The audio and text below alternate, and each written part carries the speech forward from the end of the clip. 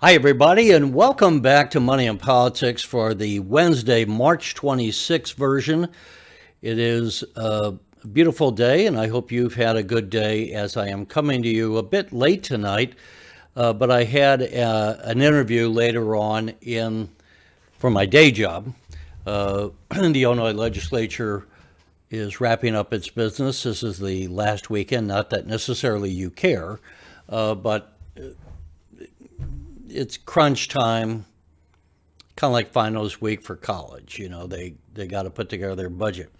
Also, earlier today, I had an interesting conversation with a friend who used to be in the state and now has moved on to work in investments. Always worked in investments, but now he's working with a different group of people.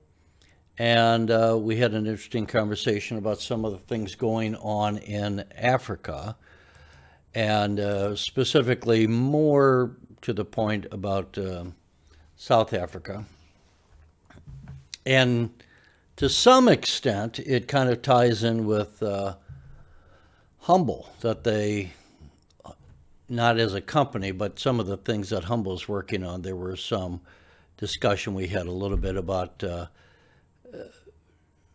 paying with things on the phone, and so how the technology, and he was telling me that the technology in South Africa is more advanced than people generally would imagine. So that was an interesting conversation today as well. Now, that said, we had some interesting things going on. I almost feel like we should have a drum roll here going on. But for the fourth day in a row, and I don't want to jinx it, but Humbl was in the green. And I think in part this is like surfing. When the markets go up, it helps to carry you, and when the markets go down, it helps to bury you. And today once again, we're being carried. And also, we should say that yesterday, and I want to point this out, that Humbl had a press release, which is a good step. Humbl announces additional bridge investments. And so they put that out. You can click on that if you want. And that came out May 21.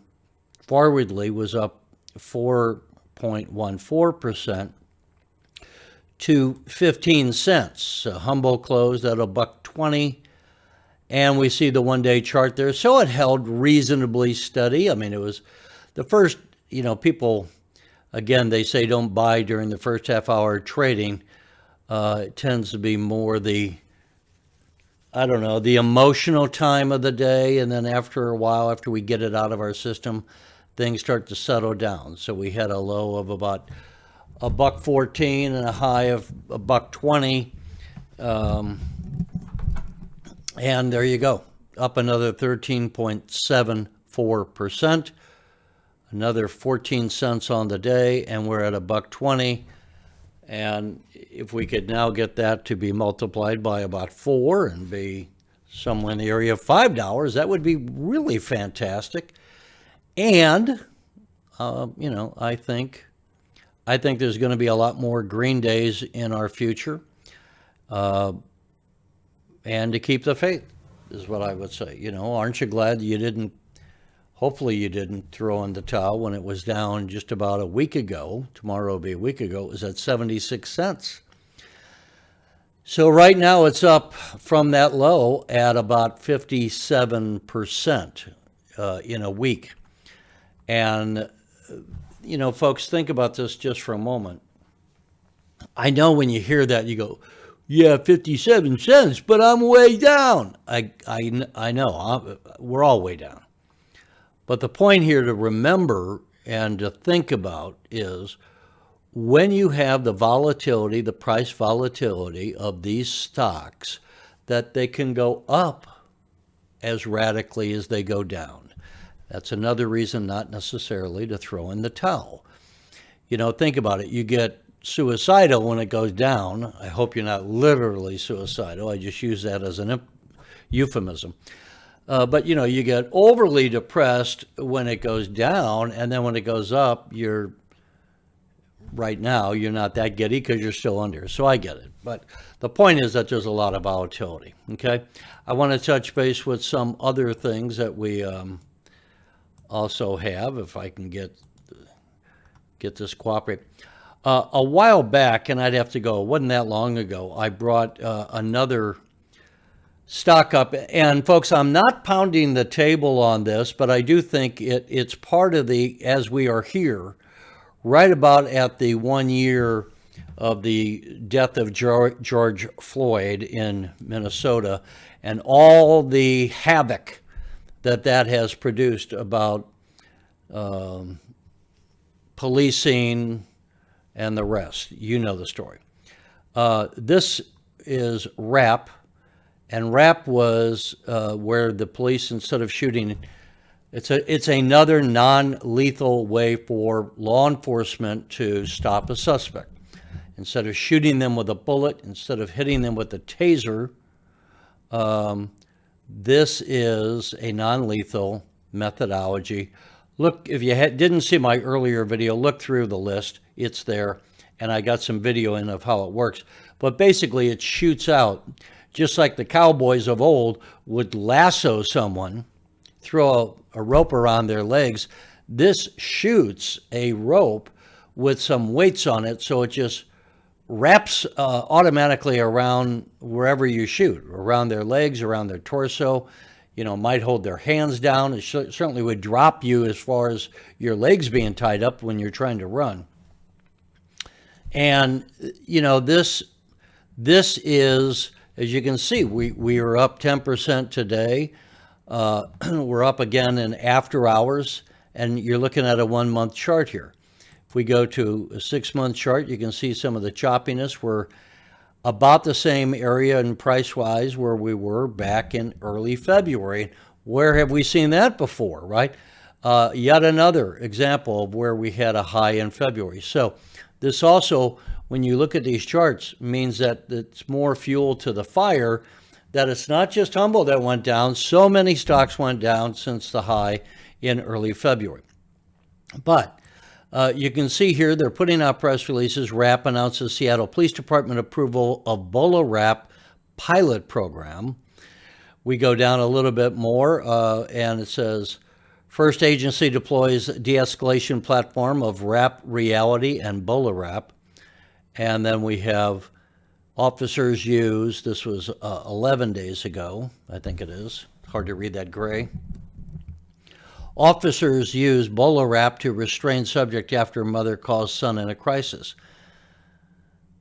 You know, we get people who are not career criminals and they have a nervous breakdown or, you know, whatever. And we see this shame today, the horrible story coming out of San Jose where 9 people died. I believe that includes the shooter. But you know, sometimes think about these poor police officers. They would, I think, welcome a way to be able to restrain somebody without having to use lethal force at times. There's other times where you're going to use lethal force because it's required. Anyway, I told the story when I did the story on Bolo RAP before. And just to mention it again, that when I recommended to a friend that she buy the company that was then called Taser back in July of 2016, 5 years ago, that was $29. And by the way, after it was bought at $29, it went down. It went down to $22, as I recall. And then went on a prolonged, long climb in price, had a high around $200 a share. So from about $29 to $200. The current symbol is AXON, that's AXON. And my point is that Bolo RAP conceivably could be something similar. Okay, so AXON, the former Taser, is now at $136. Down from 200, but yeah, the 52-week high on AXON, which is the former Taser, high of $212. So you want to diversify, folks. You don't want all your eggs in one basket. You don't want all your eggs in one sector of the economy. And I showed you that last night when we talked about BNKU and how that outperformed when other things are down. So this is a unique sector, a unique segment of the economy. And certainly we could see how police departments, not only in the United States, but around the world, could benefit from this. Don't go crazy about this, but it is. I know a lot of our humble investors want to find stocks that are good, but also not overly expensive. I still recommend that you buy things that, are $50, $60, $70 in price. Okay, so I wanted to give an update on that, and then also I did update this yesterday, but just take a quick look at DIG, because also oil impacts everything we do. DIG did a split 2-for-1 just the other day, and so now it is up again. So we had the markets pretty much up across the board. Crude oil, interesting that DIG is up because crude oil was down slightly. Don't forget too, I'm not going to go into them now, but you also have the leveraged ETFs, which are always an interesting thing to look at, and we've talked about those before, and I apologize if you're new. I can't back up and do all these reviews over everything. But the one thing that's also new with Humbl, which we've talked about, the Humbl marketplace and the NFTs, and we talked about Clint Eastwood, and now look, it is up to $9,580. And we still have one day. When I looked at this the first time, it was at $6,800. Then it went to $8,000, and now it is at $9,580. So let me take myself out, and you see when you go to the Humbl marketplace, it tells you how much time is left. 1 day, 21 hours, 28 minutes, and 52 seconds. So this is interesting and exciting. So I wanted to bring that to your attention, and hopefully that leads to a whole bunch more investment things. Also, we had the big merger. I tweeted this. If you didn't see it, that's another reason to follow me, because a lot of times I'm not going to be doing a whole lot in depth, but I will say some of the big stories coming out. That Amazon bought MGM Studios, and so they are going to have access to the Metro-Goldwyn-Mayer film library. That was for $8.54 billion, if I remember the exact number.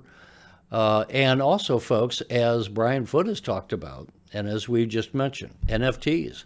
So this is also a venue, and this is all part of the bigger stories and a reason to talk about things, not just about Humbl specifically, but where we see the context of industry going, and the NFTs, and the ongoing arena of video streaming. It's kind of the business I'm in. It's a business I'm doing right here. Video streaming, and how Disney, no longer puts its stuff up on Netflix, but started their own streaming service, and they have done extremely well, also driving the Disney stock higher. So we want to know these trends. The other thing that is happening in the market, and I'll bring this to a close, is that there was some discussion in the Senate today on the banking committee, and leaders and some of the big bankers are going to be testifying again tomorrow on the Hill. That's why we call it Money in Politics, because this stuff all comes together. Let me get rid of this graphic here. That all comes together. That people thought, well, maybe we're not going to have the inflation fears that we thought we were going to have a month ago. All right, the inflation fears are abating. they're not abating in my mind, ladies and gentlemen, but that was the word of the day. And this is why the other thing, and trying to put this in context for you on Humbl, a lot of times we are victimized as investors in the short run by some cold wave that blows in through the sensibilities of the marketplace. And we're in the OTC market here, we're retail investors, but the big boys, they're sitting there. And as I say, the so-called smart money on Wall Street is often what I would call dumb money. I don't think these guys are always that bright. You think they're just brilliant guys. I think they are often more motivated by fear and greed, as I have so often said, and they overreact emotionally. And you think you as a retail investor are over emotional, and the professionals are cool and collected. Sometimes it's just the opposite.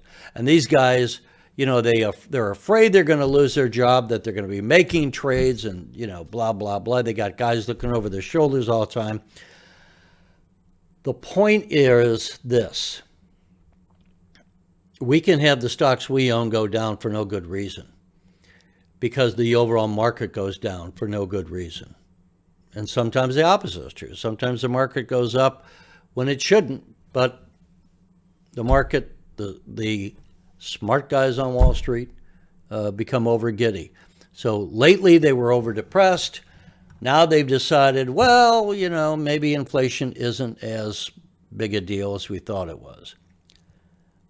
I think on that they're wrong. I think inflation will be a big deal going forward. Hopefully I'm wrong, but I think we still have to watch the inflation fears. But that's not my point right now. Anyway, I know it seems like I'm rambling a bit here, but really my point is to try to put this in context. Context of our times, context of the market. What are the big trends? What are the short-term thoughts of Wall Street, whether you agree with them or not? Because we often, as investors, ride in the wake of what's going on Wall Street. And that's where sometimes I would say, in controlling your emotions, you want to sit there and do nothing. That, yeah, the stock goes down, but you need to just hold still, hold on, ride out the storm. As I say, the rains may come, the winds may blow, but storms don't last. And so a lot of times as investors, we need to just ignore the static and ride out the storm, believe in the company, see things that are happening. We see that we're getting developments here in Humbl, as an example, that we have the marketplace, that people are bidding, that, there's progress. So I'm not saying there's not a risk to Humbl. There's a risk to everything. But this is why Warren Buffett says he lives out in Omaha, Nebraska, because he can see the world with a clearer eye than if he were on Wall Street and hearing all the static. And he goes, I wouldn't be as good of an investor. And the fact that you can be away from Wall Street, you can also be often a better investor than listening to all the noise being put out there. So right now, we're going to, I think, take the small celebration. I'm not banging the drum. It's a little too early with all the pain we've had to, shoot off champagne corks. But we got 4 days of green in a row, and I'll take it. And I hope we get a heck of a lot more. I think we, hopefully are entering a different segment of the economy and a different sensibility. All right, folks. In the meantime, if you think other people should be hearing what I'm saying, that would be wonderful if you shared. I appreciate that. Please give me your comments as always. I get some good stock ideas as well. I look at those and I share them when I think they should be shared. In the meantime, have a lovely, lovely evening, and we will see you tomorrow night. Take care.